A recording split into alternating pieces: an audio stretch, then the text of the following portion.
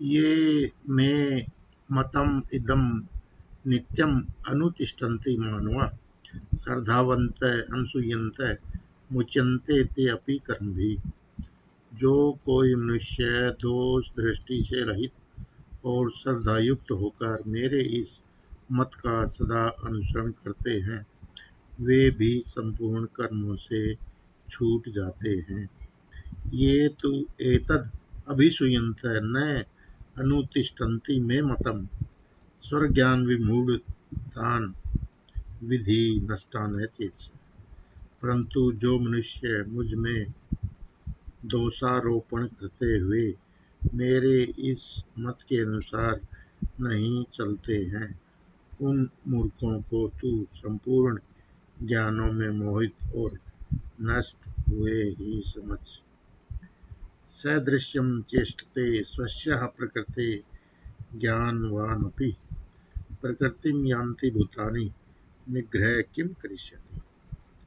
सभी प्राणी प्रकृति को प्राप्त होते हैं, अर्थात अपने स्वभाव के परवश हुए कर्म करते हैं।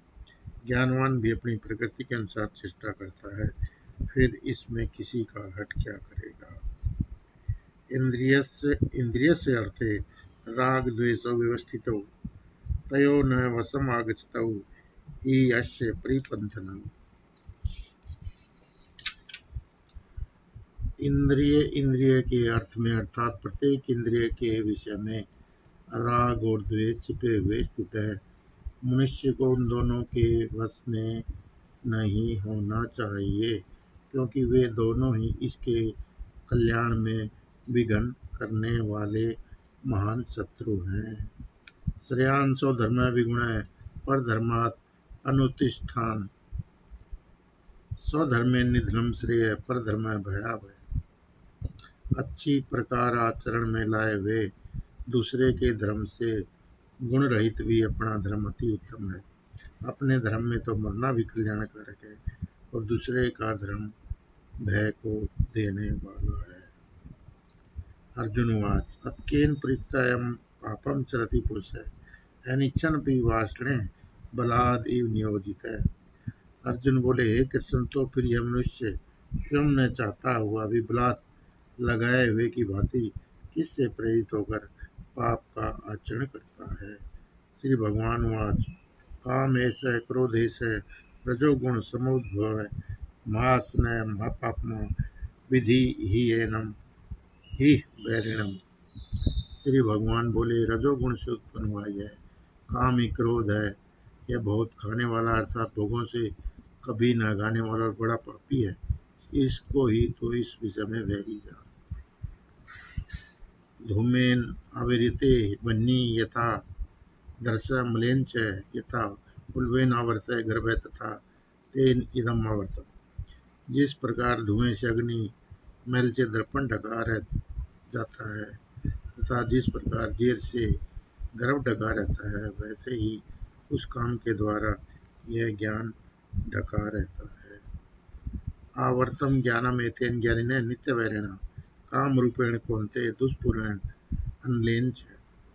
और हे अर्जुन, इस अग्नि के समान कभी न पूर्ण होने वाले काम रूप ज्ञानियों नित्य वैरी के द्वारा मनुष्य का ज्ञान ढका हुआ है। इंद्रियाणि मन बुद्धि अस्य अधिष्ठानम् उच्यते एतै विमोति एति एष ज्ञानम आवर्तय देहिनम्। इंद्रियां, मन और बुद्धि ये सब इसके वासस्थान कहे जाते हैं। यह काम इस मन बुद्धि और इंद्रियों के द्वारा ज्ञान को आच्छादित करके जीवात्मा को मोहित करता है।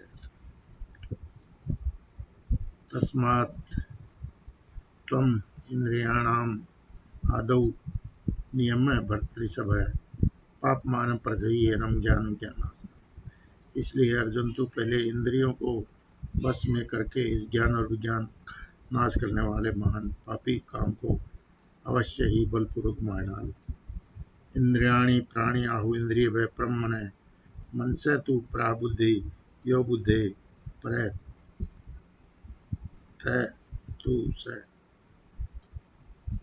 इंद्रियों को स्थूल शरीर से पर यानी श्रेष्ठ बलवान सूक्ष्म कहते हैं। इंद्रियों से पर मन है और मन से पर बुद्धि और जो बुद्धि से भी परमात्मा है।